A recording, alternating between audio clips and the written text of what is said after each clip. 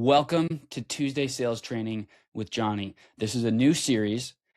It might last a decade, or this could be the only one I do. Today, though, we're going to talk about is something that's been on my mind lately, and it's if you had asked me years ago, what's the most important part of a sale? I would say great discovery questions, good discovery. And that is something that, while it's still incredibly important, I have changed my mind on that a little bit because I think there is something that is more important than it. And it's not the ability to ask great discovery questions. It's the ability to get permission and set the stage for great discovery questions. And there's a big, big difference. We're going to talk about it today. Many sellers have a list of go-to discovery questions. What many sellers do not have is a winning phrase. I call this a magic pivot that helps them lead the conversation with confidence and be a much more consultative and authoritative seller. Now, when I say authority and control and owning, leading, I'm not talking about like manhandling and steering and strong arming a buyer into what we want to get out of it. I'm talking about showing up with helpful energy, with the spirit of a real doctor who's trying to figure out what is really happening for this buyer. And most sellers just don't have the language to do that. So they understand the importance of discovery. They don't know how to successfully get into it. So let's talk about this a little bit. The first thing I want to talk about is let's lay the foundation for what a great sale is.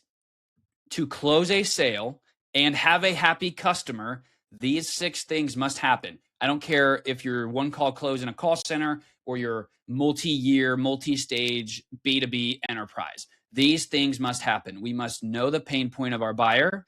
We must qualify our lead. We must talk about our solution and the success it provides for that buyer. We must open the floor for thorough Q&A with confidence. We must leave every conversation with 3 clear next steps. And then we're either closing the deal or we're scheduling the next communication. Very simple. This is my framework and my foundation for all coaching and training. This is helpful because within each step of this bridge, we get points. And it helps us accurately assess the quality of our deals and our calls. We can see in this, this is an example of it. You're going to score an output. If we look at a deal and we've missed a whole bunch of steps, it tells us we just had the info-only call that ends in ghosting.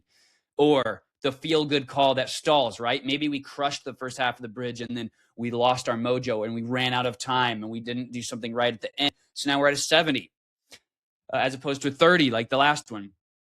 When these 6 things work together in harmony and a seller knows how to do them very well, deals go faster at higher close rates and sellers feel way more confident and buyers feel way more served. Today, though, we're going to talk about step 1 of the bridge, which is discover pain points. And like I said, many reps know how to ask good questions or what questions to ask, but a lot of reps fumble at taking the lead, taking control. I see this especially in younger sellers. If you're 22, 23, 24 years old, and you're meeting with somebody twice your age in like a B2B sale or any sale, and you're the sales professional, yet it can be hard or it can feel weird to take the lead and run that conversation the way it needs to be run if you want to be an exceptional seller and not just a info dumper or an order taker.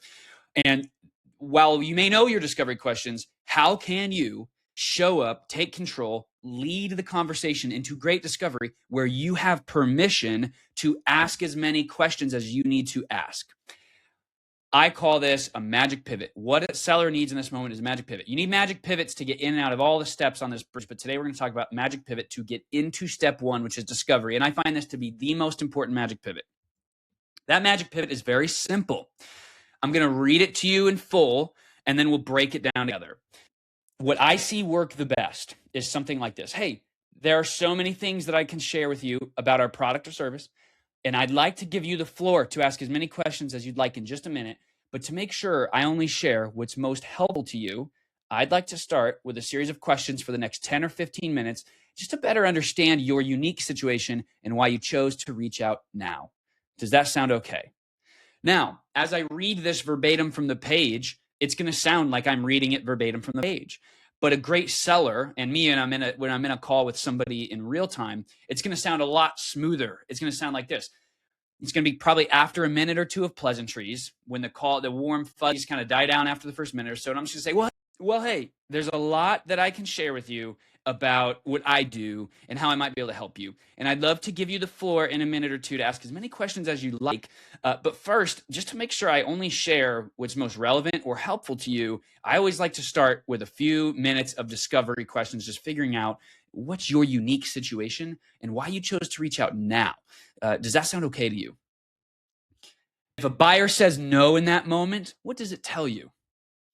It tells you they're probably not going to be very accommodating or helpful as a customer, right? They're probably not going to disclose great information to help you do a good job as a seller. And you need a great buyer who answers these questions. So let's break this phrase down.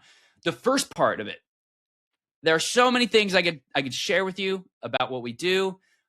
And I'd love to give you the floor to ask as many questions as you'd like in just a moment. What this does is it acknowledges two things that the buyer's thinking. One, I need answers to questions, of course. And two, I would love to learn about what you sell. And we want to acknowledge, like, you are going to get that on this call. You're going to get that. It's coming soon. But then the reality is, no seller can give great answers or offer great information without learning the backstory of the buyer. So the next part is very simple. We want to set the stage for what we're trying to do right now, which is, hey, I'd like to start with a series of questions for the next 10 to 15 minutes to better understand your unique situation and why you chose to reach out now. This is really important because it helps us share relevant info for the buyer. And the final part is, does that sound okay, right? We never want a buyer to feel like they're being techniqued or like they are being pushed in a direction that they don't want to go. And there are times when a buyer is, maybe they're going to hop on, look for a price and get off, right? If that's why they're there, that tells us more about them and helps us make a decision on whether or not we want to engage with that buyer.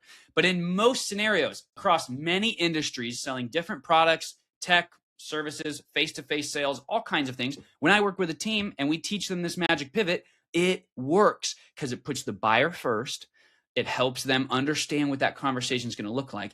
And it puts you in a position as the seller to slow down and ask the questions you need to ask so that you can actually help the buyer. Now, from here, you want to go into asking great discovery questions. So you want to ask about their backstory, like what led you here? What caused you to take this call or agree to this meeting? And what led you to book this, right?